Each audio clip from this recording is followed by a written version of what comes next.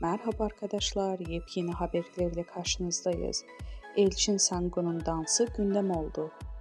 Çerkez kökenli olan oyuncu Elçin Sango Lezinka performansı sergiledi.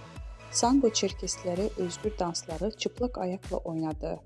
Kahve dansından da sergileyen oyuncu videolarına birçok beğeni geldi. Elçin Sango'nun hayranları "zarafet akıyor, çok güzel dans" gibi övgü dolu yorumlar yaptılar.